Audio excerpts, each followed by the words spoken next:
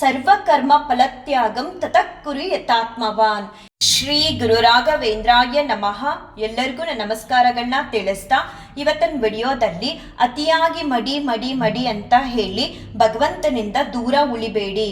ಬದಲಾಗಿ ಪೂಜೆ ಅನ್ನೋ ವಿಚಾರದಲ್ಲಿ ಎಷ್ಟು ಮಡಿ ಅನ್ನೋದು ಅವಶ್ಯಕತೆ ಇದೆಯೋ ಅಷ್ಟನ್ನ ಮಾತ್ರ ಅನುಸರಣೆನ ಮಾಡಿ ಭಗವಂತನ ಪಾದನ ಗಟ್ಟಿಯಾಗಿ ಹಿಡಿದು ಭಗವಂತನಿಗೆ ಹತ್ರ ಆಗಿ ಭಗವಂತನಿಂದ ಅನುಗ್ರಹ ಆಶೀರ್ವಾದನ ಪಡ್ಕೊಳ್ಳಿ.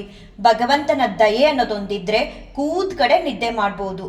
ಆದರೆ ಭಗವಂತನ ದಯೆ ಅನ್ನೋದು ಇಲ್ಲ ಅಂತಾದ್ರೆ ನಾವು ಕುರ್ಲಾನ್ ಬೆಡ್ ಮೇಲೆ ಮಲಗಿದ್ರೂ ಕೂಡ ನಿದ್ದೆ ಅನ್ನೋದು ಬರಲ್ಲ. ಪೂಜೆ ಅನ್ನೋ ವಿಚಾರದಲ್ಲಿ ಎರಡು ರೀತಿ ಮಡಿ ಅನ್ನೋದು ಬರುತ್ತೆ. ಒಂದು ಬಹಿರಂಗವಾಗಿ ಮಡಿ ಮಾಡಬೇಕು, ಇನ್ನೊಂದು ಅಂತರಂಗದಿಂದ ಮಡಿ ಅನ್ನೋದನ್ನ ಮಾಡಬೇಕು.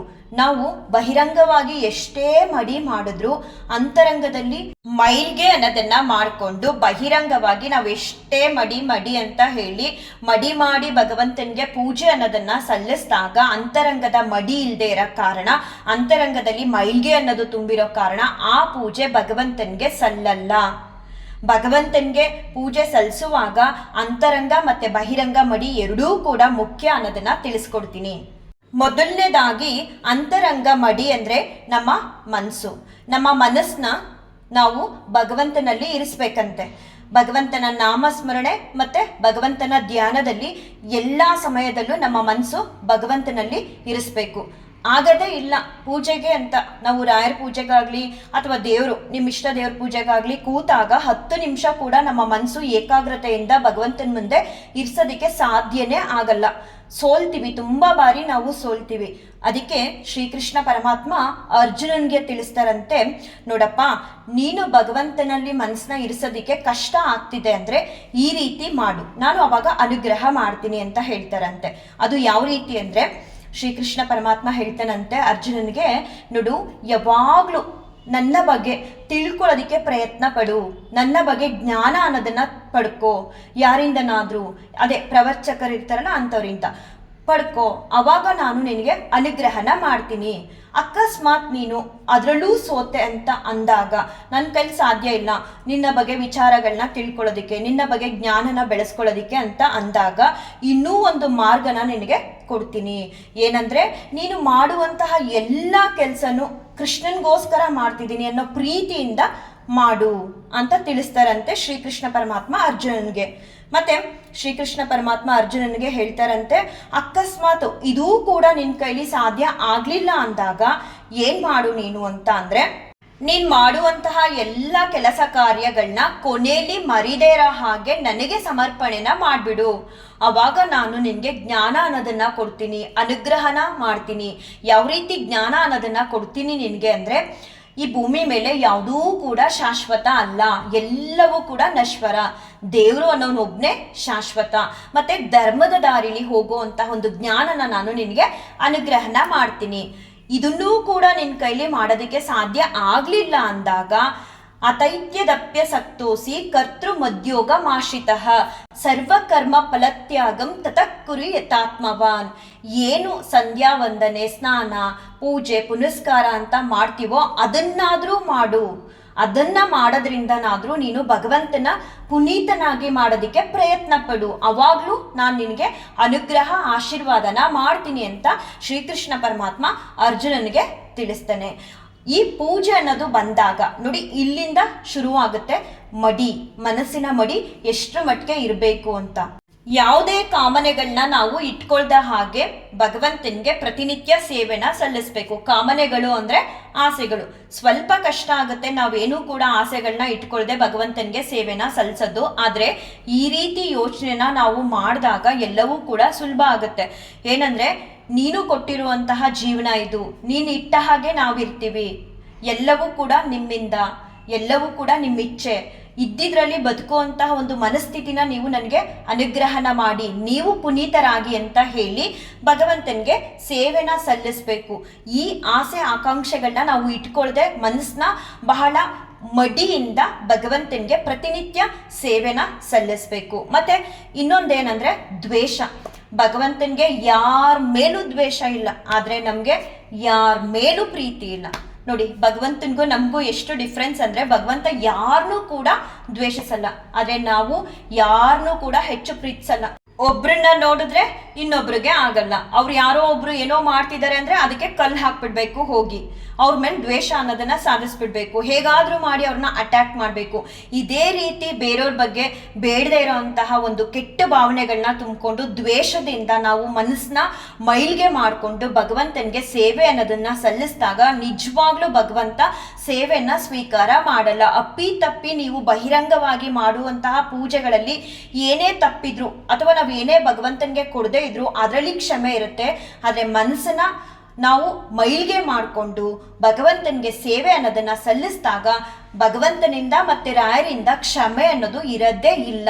ಆ ಪೂಜೆ ವ್ಯರ್ಥದಂತೆ, ವ್ಯರ್ಥ ಆದ ಹಾಗೆ ಆಗ್ಬಿಡುತ್ತೆ. ಅದಕ್ಕೆ ನಾವು ಮನಸ್ಸನ್ನ ಶುದ್ಧವಾಗಿ ಇಟ್ಕೋಬೇಕು. ಮತ್ತೆ ಇನ್ನೊಂದೇನಂದ್ರೆ, ಇವಾಗ ನಾವು ಕನ್ನಡಿ ಮುಂದೆ ಕೂತ್ಕೊಂಡಾಗ ಹೇಗೆ ನಮ್ಮನ್ನ ನಾವು ನೋಡ್ಕೊಳ್ತೀವಿ, ಆ ಕಡೆ ಈ ಕಡೆ ಎಲ್ಲೂ ಕೂಡ ನೋಡಕ್ ಹೋಗಲ್ಲ. ಸುತ್ತ ಏನ್ ನಡೀತಿದ್ರು ಕೂಡ ನಾವು ಗಮನ ಕೊಡಲ್ಲ, ನಮ್ಮನ್ನಷ್ಟೇ ನಾವು ಕನ್ನಡಿ ಒಳಗಡೆ ನೋಡ್ಕೊಳ್ತಿರ್ತೀವಿ. ಮತ್ತೆ ಏನಾದ್ರೂ ಪೌಡ್ರು, ಕ್ರೀಮು, ಲಿಪ್ಸ್ಟಿಕ್ ಆ ಥರ ಹಚ್ಕೋಬೇಕಾದ್ರೂ ಆ ಕಡೆ ಈ ಕಡೆ ಡಿಸ್ಟರ್ಬೇ ಆಗಲ್ಲ. ಯಾಕಂದ್ರೆ ಡಿಸ್ಟರ್ಬ್ ಆಗ್ಬಿಟ್ರೆ ಏನಾಗುತ್ತೆ ಹೇಳಿ, ಅಲ್ಲಿ ಹಾಕೊಳ್ಳುವಂತಹ ಪೌಡ್ರು ಇನ್ನೆಲ್ಲೋ ಹೋಗುತ್ತೆ, ಅಥವಾ ಲಿಪ್ಸ್ಟಿಕ್ ಹಾಕೊಳ್ಳುವಾಗ ಆ ಕಡೆ ಈ ಕಡೆ ನೋಡಿದಾಗ ಬೇರೆ ಕಡೆ ಎಲ್ಲೋ ಹೊಟ್ಟೋಗ್ಬಿಡುತ್ತೆ ಅನ್ನೋ ಭಯದಿಂದ ನಾವೇನ್ ಮಾಡ್ತೀವಿ, ಅಷ್ಟು ಏಕಾಗ್ರತೆಯಿಂದ ನಮ್ಮ ಮೇಕಪ್ನ ಮಾಡ್ಕೊಳ್ಳುವಾಗ ಸುತ್ತ ಎಲ್ಲೂ ಕೂಡ ಏನೇ ಆಗೋಗ್ಬಿಡ್ಲಿ ಗಮನ ಕೊಡೋದಿಲ್ಲ. ಕನ್ನಡಿಲಿ ನಮ್ಮನ್ನ ನಾವು ನೋಡ್ತಾ ನಿಂತ್ಬಿಡ್ತೀವಿ, ಅಷ್ಟು ಏಕಾಗ್ರತೆ ಇರುತ್ತೆ ನಾವು ಮೇಕಪ್ ಮಾಡ್ಕೊಳ್ಳುವಾಗ. ಅದೇ ರೀತಿ ಮನಸ್ಸಲ್ಲಿ ಏಕಾಗ್ರತೆ ಅನ್ನೋದು ಬರಬೇಕು ಭಗವಂತನ ಮುಂದೆ ಪೂಜೆಗೆ ಅಂತ ಕೂತಾಗ. ನೋಡಿ, ಭಗವಂತನೇ ಒಂದು ಕನ್ನಡಿ ಅಂತ ನಾವು ಪೂಜೆ ಸಮಯದಲ್ಲಿ ಭಾವಿಸಿ ನಮ್ಮನ್ನ ನಾವು ಭಗವಂತನಲ್ಲಿ ಕಾಣಬೇಕು. ಬರ್ಬೇಕಷ್ಟು ಭಕ್ತಿ ಭಗವಂತನ ಹತ್ರ ಕೇಳ್ಕೋಬೇಕು, ರಾಯರ ಹತ್ರ ಕೇಳ್ಕೋಬೇಕು.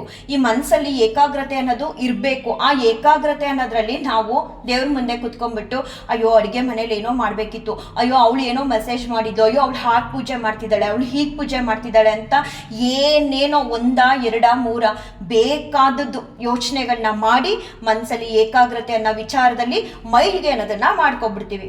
ಮೈಲಿಗೆ ಅನ್ನೋದನ್ನ ಮಾಡಿಕೊಂಡು ಭಗವಂತನಿಗೆ ಪೂಜೆ ಅನ್ನೋದನ್ನ ಸಲ್ಲಿಸಿದಾಗ ಅದು ಹೋಗಿ ಹೇಗೆ ತಲುಪುತ್ತೆ? ಆ ಪೂಜೆ ತಲುಪಲ್ಲ. ಮನಸ್ಸಿನ ಏಕಾಗ್ರತೆ ಬಹಳ ಮುಖ್ಯ ದೇವ್ರ ಪೂಜೆಗೆ ಅಂತ ಕೂತಾಗ. ಆದಷ್ಟು ನಾವು ಭಗವಂತನ ನಾವು ಕಾಣ್ತಾ ಇದ್ದೀವಿ, ಭಗವಂತ ಒಂದು ಕನ್ನಡಿ ಇದ್ದ ಹಾಗೆ. ಭಗವಂತ ಕನ್ನಡಿ ಅಲ್ಲ, ಬಟ್ ನಮಗೆ ಏಕಾಗ್ರತೆ ಅನ್ನೋದು ಬರ್ಬೇಕಂದ್ರೆ ಭಗವಂತನ ಮುಂದೆ ಕೂತಾಗ ಮೇಕಪ್ ಮಾಡ್ಕೊಳ್ಳುವಾಗ ನಮ್ಮ ಮೈಂಡ್ ಸೆಟ್ ಹೇಗಿರುತ್ತೆ ಹಾಗೆ ಪೂಜೆ ಕೂತಾಗ ಇರಲೇಬೇಕು. ಅವಾಗ ನೋಡಿ ನಿಮ್ಮ ಒಳಗಡೆ ಭಕ್ತಿ ಅನ್ನೋದು ಅಥವಾ ಒಂದು ಏಕಾಗ್ರತೆ ಅನ್ನೋದು ಉಂಟಾಗುತ್ತೆ. ಮನಸ್ಸನ್ನ ಭಗವಂತನಲ್ಲಿ ಇರಿಸೋದು ತುಂಬಾ ಕಷ್ಟ, ಚಂಚಲ ಮನಸ್ಸು. ಆದರೆ ನಾವು ಮನಸ್ಸನ್ನ ಮೈಲ್ಗೆ ಮಾಡ್ಕೋಬಾರ್ದು. ಪ್ರತಿ ಕ್ಷಣ ನಮ್ಮ ಮನಸ್ಸನ್ನ ಮಡಿಯಾಗಿಟ್ಕೋಬೇಕು. ಅದರಲ್ಲೂ ದೇವ್ರ ಪೂಜೆಗೆ ಅಂತ ಕೂತಾಗ ಮನಸ್ಸು ಮಡಿ ಬಹಳ ಮುಖ್ಯ. ಏನೇನೆಲ್ಲ ತರ್ತೀವಿ ರಾಯರ ಪೂಜೆಗೆ ಅಂತ ಅಥವಾ ದೇವ್ರ ಪೂಜೆಗೆ ಅಂತ ಎಲ್ಲ ಮಾಡಿಬಿಟ್ಟು ಮನಸ್ಸೊಳಗಡೆ ಮೈಲ್ಗೆ ಆದರೆ ಏನು ಪ್ರಯೋಜನ? ಮನಸ್ಸೊಳಗಡೆ ಮಡಿ ಅನ್ನೋದು ಇರಬೇಕು. ಕೂತಿರ್ತೀವಿ, ತಿನ್ನೋದ್ರ ಕಡೆ ಯೋಚನೆ ಮಾಡ್ತೀವಿ, ಪೂಜೆ ಮಾಡ್ತಾ ಮಾಡ್ತಾ ಇನ್ನೊಂದೇನೋ ಯೋಚನೆ ಮಾಡ್ತೀವಿ ಅಥವಾ ಇನ್ನೊಬ್ಬರ ಬಗ್ಗೆ ಕೋಪನ ಮಾಡ್ಕೊಳ್ತೀವಿ. ಇದೆಲ್ಲವೂ ಕೂಡ ನಮಗೆ ಸಂಪೂರ್ಣವಾದ ಫಲ ಅನ್ನೋದನ್ನ ಕೊಡಲ್ಲ. ಪೂಜೆಗೆ ಬಹಿರಂಗವಾಗಿ ಎಷ್ಟು ಮಡಿ ಅನ್ನೋದು ಮುಖ್ಯನೋ ಅಷ್ಟೇ ಅಂತರಂಗದ ಮಡಿ ಮುಖ್ಯ. ಸಾಕಷ್ಟು ವಿಚಾರಗಳನ್ನ ನೀವು ಪ್ರವಚಕರ ಮಾತುಗಳನ್ನ ಕೇಳಿದಾಗ ತಿಳ್ಕೋಬಹುದು. ನಿಮ್ಮ ಸಮಯನ ವ್ಯರ್ಥ ಮಾಡ್ಕೋಬೇಡಿ.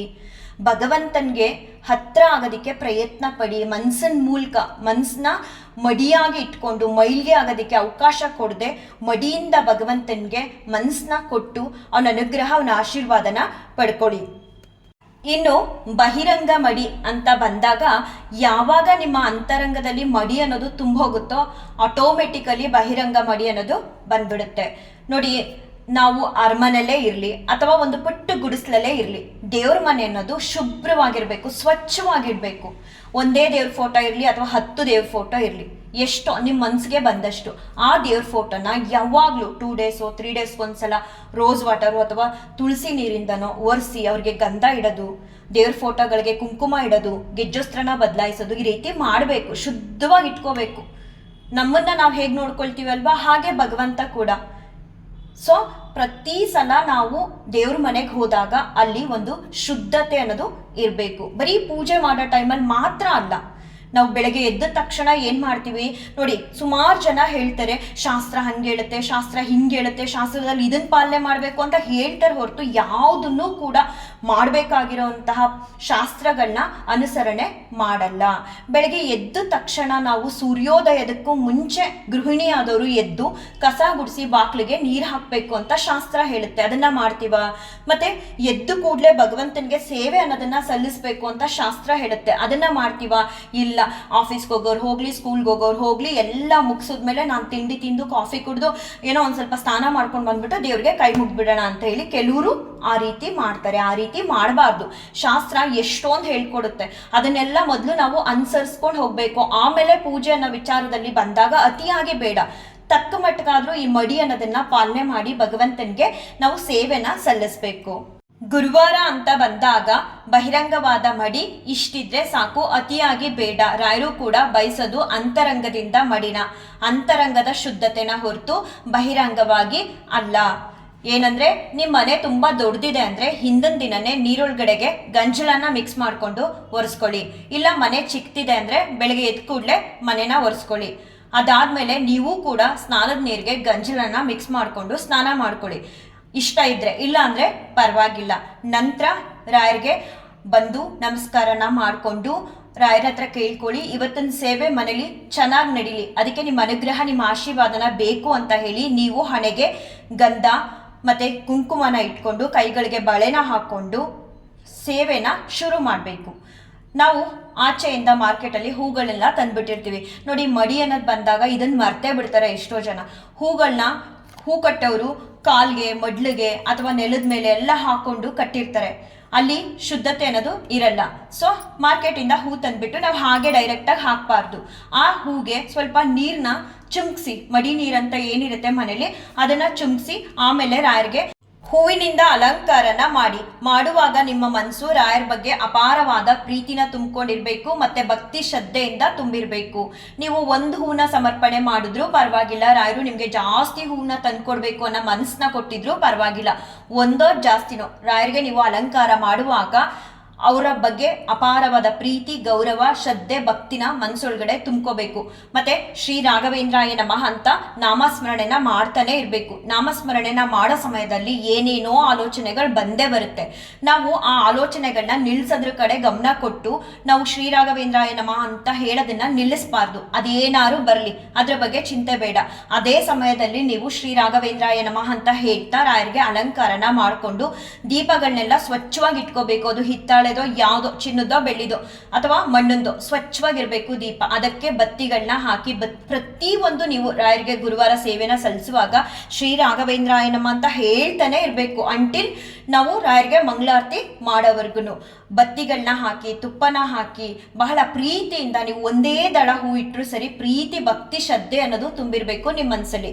ನಂತರ ರಾಯರಿಗೆ ನಾವು ನೈವೇದ್ಯ ಅನ್ನೋದನ್ನ ಮಾಡ್ತಾರೆ, ಎಲ್ಲರೂ ಕೂಡ ಮಾಡ್ತಾರೆ. ಒಂದು ಸ್ವಲ್ಪ ಕಲ್ಸಕ್ಕರೆ ಇಟ್ಟರು ಕೂಡ ಅದರಲ್ಲೂ ಕೂಡ ಮಡಿ ಅನ್ನೋದನ್ನ ನಾವು ಮರೀದೆ ಅನುಸರಿಸಬೇಕು. ಹೇಗಂದ್ರೆ ನಾವು ಹಾಕುವಂತಹ ಪಾತ್ರೆಗಳು ಸ್ವಚ್ಛವಾಗಿರ್ಬೇಕು, ಶುದ್ಧವಾಗಿರ್ಬೇಕು. ತೊಳೆದು ಅದನ್ನ ಒಂದು ಬಟ್ಟೆಲಿ ಒರೆಸಿ ರಾಯರಿಗೆ ಸ್ಪೂನ್ ಕಲ್ಸಕ್ರೆ ಅಥವಾ ಒಂದು ಏನೋ ಮನೇಲಿ ನೀವು ನೈವೇದ್ಯ ಮಾಡ್ತೀರಾ ಅಂದ್ರೆ ಅದನ್ನ ಹಾಕೋದಕ್ಕೂ ಮುಂಚೆ ಅದನ್ನ ಬಟ್ಟೆಲಿ ಒರೆಸಿ ಶುದ್ಧ ಮಾಡಿ ಅದ್ರೊಳಗಡೆ ಇಟ್ಟು ರಾಯರಿಗೆ ಅದ್ರ ಮೇಲೆ ಒಂದು ತುಳಸಿ ದಳನ ಇಟ್ಟು ಸಮರ್ಪಣೆನ ಮಾಡಬೇಕು. ಇಲ್ಲ ಏನೋ ಒಂದು ನೈವೇದ್ಯ ನಾವು ಮಾಡ್ತಿದೀವಿ ಅಂತ ಅಂದಾಗ ಅದನ್ನ ಸ್ಮೆಲ್ ಮಾಡೋದಕ್ಕೆ ಹೋಗಬಾರ್ದು, ಮತ್ತೆ ಟೇಸ್ಟ್ ಮಾಡೋದಕ್ಕೆ ಹೋಗಬಾರ್ದು. ಬರುತ್ತೆ ಸ್ಮೆಲ್ಲು, ಬಟ್ ನಾವು ಅವಾಯ್ಡ್ ಮಾಡ್ಕೋಬೇಕು. ಹೇಗಂದ್ರೆ ನಾವು ಪ್ರಸಾದನ ರೆಡಿ ಮಾಡುವಾಗ ಶ್ರೀ ರಾಘವೇಂದ್ರಾಯ ನಮಃ ಅಂತ ಹೇಳ್ತಾನೆ ಇರಿ, ಇಲ್ಲಾಂದ್ರೆ ರಾಯರ ಹಾಡುಗಳನ್ನ ಕೇಳ್ತಾ ರಾಯರಿಗೆ ಅಂತ ಹೇಳಿ ನಾವು ಪ್ರಸಾದನ ರೆಡಿ ಮಾಡಬೇಕು. ಮತ್ತೆ ನಾವು ಪ್ರಸಾದ ಮಾಡೋ ಜಾಗ ಕೂಡ ಶುದ್ಧವಾಗಿರ್ಬೇಕು. ಹಿಂದಿನ ದಿನನೇ ಸ್ಟವ್ ಎಲ್ಲ ಒರೆಸಿಟ್ಕೊಳ್ಳಿ. ಅದ್ರ ಮೇಲೆ ಇನ್ಯಾವ ಎಂಜಲು ಕೂಡ ಅಂದ್ರೆ ಈ ತಟ್ಟೆ, ಲೋಟ, ಸ್ಪೂನು, ಎಂಜಲು ಮಾಡಿಟ್ಟಿರೋದು ಪಾತ್ರೆಗಳು ಅದೇನು ಕೂಡ ಇರಬಾರ್ದು. ಅಲ್ಲಿ ಶುದ್ಧತೆ ಅಥವಾ ಮಡಿ ಅನ್ನೋದನ್ನ ನಾವು ಕಾಪಾಡ್ಕೋಬೇಕು. ನಾವು ತುಂಬ ಶುದ್ಧತೆಯಿಂದ ಅಥವಾ ಪ್ರೀತಿಯಿಂದ ರಾಯರಿಗೆ ಏನೋ ಒಂದು ಪ್ರಸಾದನ ನಾವು ಮಾಡಿಕೊಟ್ಟಾಗ ರಾಯರು ಅದನ್ನ ಯಾವುದೋ ಒಂದು ರೂಪದಲ್ಲಿ ಬಂದು ಸ್ವೀಕಾರನ ಮಾಡ್ತಾರೆ. ಹೇಳಿದ್ನಲ್ಲ, ಪ್ರಸಾದ ಮಾಡುವಾಗಲೂ ಕೂಡ ಮಡಿ ಅನ್ನೋದನ್ನ ತಕ್ಕ ಮಟ್ಟಕ್ಕಾದ್ರೂ ಅನುಸರಿಸಿ. ಇದೆಲ್ಲ ಆದ್ಮೇಲೆ ರಾಯರ ಮುಂದೆ ಒಂದು ಮಣೆನ ಅನ್ನೋದನ್ನ ಹಾಕೊಂಡು ಇಲ್ಲ ಒಂದು ಚಾಪೆನ ಹಾಕೊಂಡು ಪದ್ಮಾಸನದಲ್ಲಿ ಕೂತ್ಕೊಂಡು, ಇಲ್ಲ ರಾಯರು ಎಷ್ಟು ಒಳ್ಳೆಯವರು ಅಂದ್ರೆ ರಾಯರಾಗ್ಲಿ ದೇವರಾಗ್ಲಿ ಭಯ ಬೇಡ, ನಾವು ಯಾವ ಆಸನದಲ್ಲಿ ಕೂತ್ಕೊಂಡ್ರೂ ಪರವಾಗಿಲ್ಲ, ಅನುಗ್ರಹನ ಮಾಡ್ಬಿಡ್ತಾರೆ. ಸದ್ಯ ನೀವೆಲ್ಲರೂ ನಮಗೆ ಕೈ ಮುಗಿತೀರಲ್ಲ ಅನ್ನೋದೇ ದೇವ್ರಿಗೆ ಸಂತೋಷ. ಎಷ್ಟೋ ಜನ ಈ ಭಯ ಪಟ್ಕೊಂಡೆ ಅರ್ಧ ದೇವ್ರ ಪೂಜೆಗಳನ್ನ ಮಾಡಲ್ಲ. ರಾಯರ್ ಫೋಟೋ ತರಬೇಕು ಮನೆಗೆ ಅಂದ್ರೆ ಹಾಗೆ ಮಾಡ್ಬೇಕು ಹೀಗೆ ಮಾಡ್ಬೇಕು ಅಂತಾರೆ, ಫೋಟೋ ತಂದ್ರೆ ಕಷ್ಟ ಅಂತ ಅನ್ಕೊಳ್ತಾರೆ ಅನ್ನೋ ಭಯದಿಂದನೇ ಎಷ್ಟೋ ಮಂದಿ ದೇವ್ರ ಫೋಟೋನ ಅಥವಾ ರಾಯರ್ ಫೋಟೋನ ಮನೆಗೆ ತಗೊಂಡು ಹೋಗೋದಕ್ಕೆ ಹಿಂಜರಿತಿದ್ದಾರೆ. ಆ ಥರ ಏನೂ ಬೇಡ. ಭಗವಂತ ದಯಾಮಯಿ, ಕರುಣೆನ ತುಂಬಿ ಕೊಡ್ತಾನೆ, ಪ್ರೀತಿನ ತುಂಬಿ ಕೊಡ್ತಾನೆ. ಅಂಥವ್ನ ಮುಂದೆ ಭಯ ಏನಕ್ಕೆ? ತಪ್ಪುಗಳನ್ನ ಮಾಡೋ ವಿಚಾರದಲ್ಲಿ ಮಾಡಬಾರ್ದು. ಅದನ್ನ ಬಿಟ್ಟು ನಮ್ಮ ಕೈಲಿ ಶಕ್ತಿ ಇದ್ದಷ್ಟು ರಾಯರಿಗೆ ಸೇವೆನ ಸಲ್ಲಿಸಿದಾಗ ರಾಯರು ಕೂಡ ಆ ಸೇವೆನ ಸ್ವೀಕಾರ ಮಾಡ್ತಾರೆ. ಅವಾಗ್ಲೇ ಹೇಳ್ದಾಗೆ ಮನ್ಸೊಳಗಡೆ ಮಡಿ ಅನ್ನೋದನ್ನ ತುಂಬಿಕೊಂಡು ಮೈಲ್ಗೆ ಅನ್ನೋದನ್ನ ಮಾಡ್ಕೊಳ್ದೆ ನಿಮ್ಗೆ ಏನ್ ಬರುತ್ತೆ ಶ್ಲೋಕಗಳು, ಹಾಡುಗಳು ಹೇಳ್ಕೊಂಡಾದ್ಮೇಲೆ ನೈವೇದ್ಯನ ಸಮರ್ಪಣೆ ಮಾಡಿ ಆಮೇಲೆ ಆರತಿನ ಮಾಡಿ. ಮಡಿ ಅನ್ನೋದು ಅತಿಯಾಗಿ ಬೇಡ, ಇಷ್ಟು ಮಾಡ್ಕೊಂಡು ಹೋದ್ರೆ ಸಾಕು. ಇನ್ನು ಇದ್ರ ಮಧ್ಯ ಪೀರಿಯಡ್ಸ್ ಟೈಮ್ ಅನ್ನೋದೇನಾದ್ರೂ ಇದ್ರೆ ಒಂದು 5 ದಿನ ನಿಮ್ಮ ಕಂಡೀಷನ್ ನಿಮಗೆ ಗೊತ್ತಾಗುತ್ತೆ. ಅಷ್ಟು ದಿನ ನೀವು ರಾಯರಿಂದ ದೂರ ಇರಿ, ದೇವ್ರ ಮನೆಯಿಂದ ದೂರ ಇರಿ. ಅಕಸ್ಮಾತ್ ಮನೆಯಲ್ಲಿ ಇಬ್ರು ಇರ್ತಾರೆ, ಓರ್ವರ್ಗಿತಿರೋ ಅಥವಾ ಅಕ್ಕ ತಂಗಿರೋ ಆ ಥರ ಏನು ಇರ್ತಾರೆ, ಇಬ್ರು ಲೇಡೀಸ್ ಅನ್ಕೊಡಿ, ಇಬ್ರು ಒಂದೇ ಸಲ ಪೀರಿಯಡ್ಸ್ ಪ್ರಾಬ್ಲಮ್ ಬಂದಿದೆ ಅಂದಾಗ ನೀವು ಮಾಡಬೇಡಿ. ಅಥವಾ ಒಬ್ರಿಗೆ ಬಂದಿದೆ ಅಂದಾಗ್ಲೂ ಕೂಡ ಅವ್ರನ್ನ ಮುಟ್ಕೊಂಡಿರ್ತಾರೆ, ಅವ್ರ ಮನೆ ಒಳಗಡೆ ಎಲ್ಲ ಓಡಾಡಿರ್ತಾರೆ, ಆ ಕಾರಣಕ್ಕೆ ಆ ವಾರ ಮಾಡಕ್ಕೆ ಹೋಗ್ಬೇಡಿ, ಪರವಾಗಿಲ್ಲ. ಇನ್ನೊಂದು ವಾರ ನಾವು ರಾಯರಿಗೆ ಸೇವೆನ ಮಾಡ್ಕೋಬಹುದು.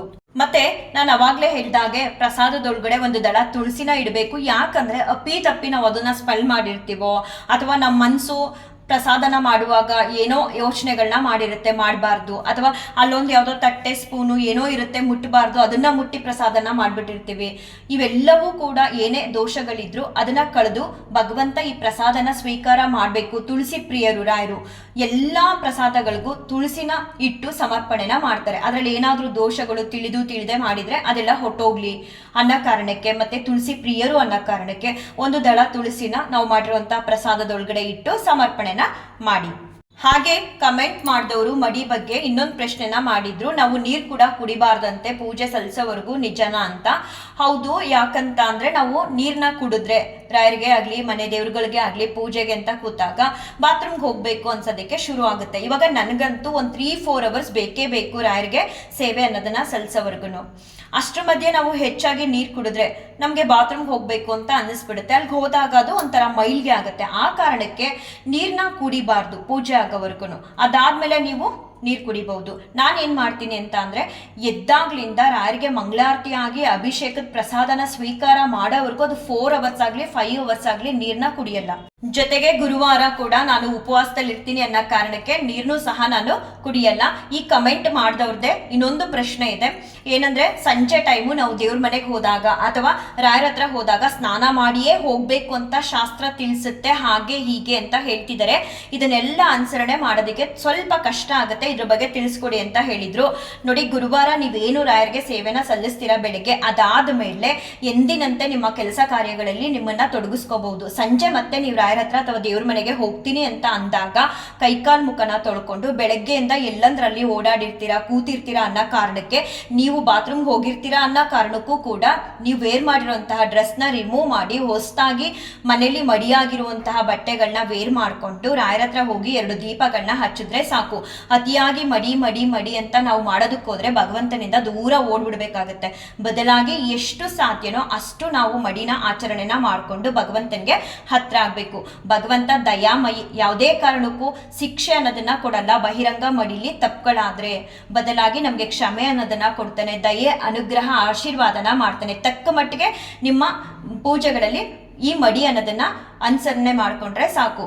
ಮುಖ್ಯವಾಗಿ ಬೇಕಾಗಿರೋದು ಅಂತರಂಗ ಮಡಿ, ಅದು ಬಹಳ ಮುಖ್ಯ. ಅದ್ರ ಕಡೆ ಗಮನನ ಕೊಡಿ. ಹಾಗೆ ಈ ಕಮೆಂಟ್ನ ನೋಡಿದಾಗ ತುಂಬಾ ಖುಷಿ ಆಯಿತು. ಏನಂದ್ರೆ ಅವರು ಪ್ರತಿ ಬಾರಿ ನಮಸ್ಕಾರ ಮಾಡೋದಕ್ಕೆ ಅಂತ ಕೆಳಗಡೆ ಬಗ್ದಾಗ ರಾಯರ ಪಾದನ ಮುಟ್ಟದ ಹಾಗೆ ಆಗುತ್ತಂತೆ. ಮತ್ತೆ ಸ್ತೋತ್ರನ ಹೇಳ್ಕೊಳ್ಳುವಾಗ ಸುಬೇದೇಂದ್ರ ತೀರ್ಥರು ಕಾಣಿಸ್ತಾರಂತೆ. ಇದನ್ನ ಕೇಳಿ ನನಗೂ ಕೂಡ ತುಂಬಾ ಖುಷಿ ಆಯಿತು. ಯಾಕಂದ್ರೆ ಈ ರೀತಿ ಅನುಭವ ನನಗೂ ಕೂಡ ಆಗಿದೆ. ನಾನು ಕೂಡ ರಾಯರಿಗೆ ಪ್ರದಕ್ಷಿಣೆನ ಮಾಡಿ ನಮಸ್ಕಾರ ಮಾಡ್ಕೋಬೇಕು ಅಂತ ನಾನು ಬಗ್ಗದಾಗ ರಾಯರ ಪಾದ ಹತ್ರ ಬಂದಿದೆ ಅನ್ನೋ ಹಾಗೆ ಆಗಿದೆ ಎಷ್ಟೋ ಬಾರಿ. ಅಷ್ಟು ಮಾತ್ರ ಅಲ್ಲ, ನಾನು ರಾಯರಿಗೆ ಪಾದನ ಒತ್ತಿ ನಾನು ತೂಗಿರೆ ರಾಯರ ಹಾಡು ಹೇಳ್ತಿರ್ಬೇಕಾದ್ರೆ ಎಷ್ಟೋ ಬಾರಿ ಆ ಪಾದನ ನಾನು ಹೇಗೆ ಅಂದ್ರೆ ವಿಗ್ರಹ ಅಥವಾ ಮೂರ್ತಿಲಿ ಏನಿದೆ ಆ ಪಾದನ ಹೇಗೆ ಒತ್ತುತ್ತಿರ್ತೀನಿ. ತುಂಬಾ ಕಷ್ಟ ಕೈಗೆ ಸಿಗೋದು, ಆದ್ರೂ ಬಿಡಲ್ಲ, ನಾನು ಹೇಗೋ ಅವ್ರಿಗೆ ಒತ್ತುತ್ತಿದ್ದೀನಿ ಅನ್ನೋ ಭಾವನೆನ ನಾನು ಮನಸ್ಸೊಳಗಡೆ ಇಟ್ಕೊಂಡು ಅವ್ರಿಗೆ ಪಾದ ಸೇವೆನ ಮಾಡ್ತೀನಿ. ಅವಾಗ ತುಂಬಾ ಆಳದಲ್ಲಿ ಇದ್ದಾರೆ ಯಾರು, ನಾನು ಅವ್ರ ಪಾದನ ಹಿಡಿದಿದ್ದೀನಿ ಅನ್ನೋ ಫೀಲ್ ಆಗುತ್ತೆ. ಏನಂದ್ರೆ ಅತಿಯಾದ ಭಕ್ತಿ ಅನ್ನೋದು ನಮ್ಮೊಳಗಡೆ, ಭಗವಂತ ಅನುಗ್ರಹ ಮಾಡ್ಬಿಟ್ರೆ ಈ ರೀತಿ ಎಲ್ಲವೂ ಕೂಡ ಆಗುತ್ತೆ. ಎಲ್ಲರಿಗೂ ರಾಯರು ಒಳ್ಳೇದ್ ಮಾಡ್ಲಿ ಅಂತ ಹೇಳ್ತಾ ಈ ವಿಡಿಯೋನ ಏನ್ ಮಾಡ್ತೀನಿ. ಶ್ರೀ ಕೃಷ್ಣಾರ್ಪಣಮಸ್ತು, ಶ್ರೀ ಕೃಷ್ಣಾರ್ಪಣಮಸ್ತು, ಶ್ರೀ ಕೃಷ್ಣಾರ್ಪಣಮಸ್ತು.